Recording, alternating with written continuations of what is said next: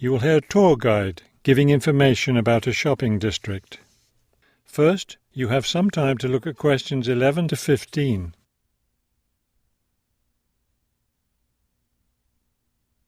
As you listen to the first part of the talk, answer questions 11 to 15.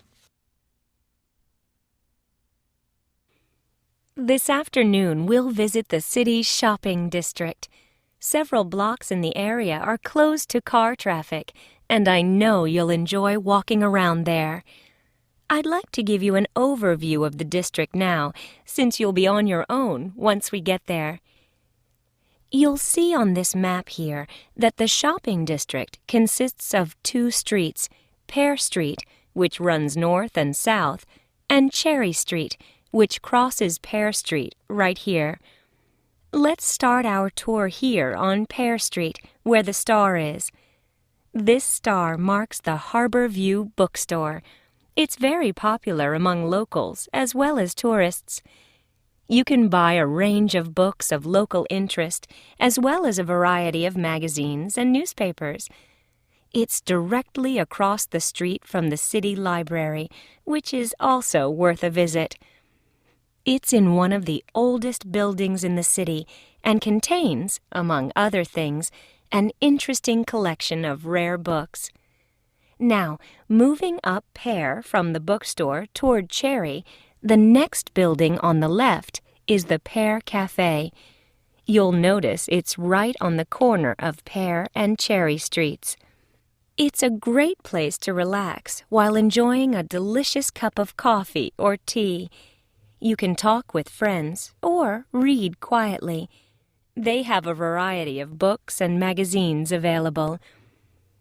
From the windows of the cafe, you can look right across Cherry Street for a lovely view of city gardens. It's a rather small garden, but it contains a variety of exotic plants and flowers. Let's leave the cafe and cross Pear Street. On the opposite corner, we're at Caldwell's clothing store, which you might also want to visit. They sell both men's and women's fashions from countries around the world. Continuing down Cherry Street, the next building on the right after Caldwell's is the souvenir shop. Stop in here to get maps and books about the local area, as well as T-shirts and postcards with pictures of the city.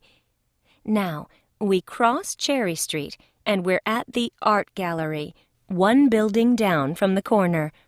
Here you can see and, of course, purchase many fine paintings and sculptures by local artists. Let's keep going down Cherry Street toward the harbor. On the left, right after the gallery, is Harbor Park. It's a lovely place, and it's certainly worth spending some time there. Before you hear the rest of the talk, you have some time to look at questions 16 to 20.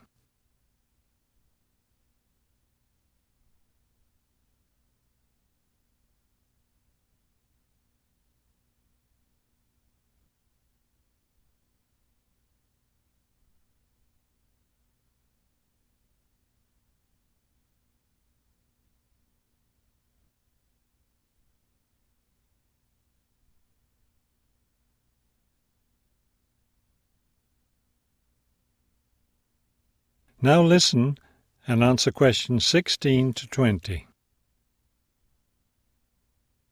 Harbor Park was built on land donated to the city by Captain Jones, a lifelong resident of this city. Captain Jones designed the park himself, and it was built in 1876. Exactly in the center of the park, a statue of Captain Jones was erected, and it's still standing there today. It shows Captain Jones on the bow of his ship. After viewing the statue, you can follow the path that goes through the woods just behind. It will lead you to a lovely garden, in the middle of which is a fountain. This is a nice place to enjoy a few quiet moments.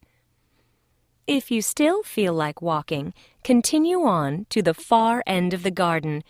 There, you'll find a wooden staircase which will take you down to the harbor.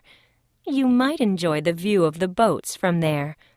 There's also a walking path along the water, which will eventually bring you back up to Cherry Street. You can see that there's plenty to do in this part of the city. The bus leaves at 1:30. That is the end of section 2.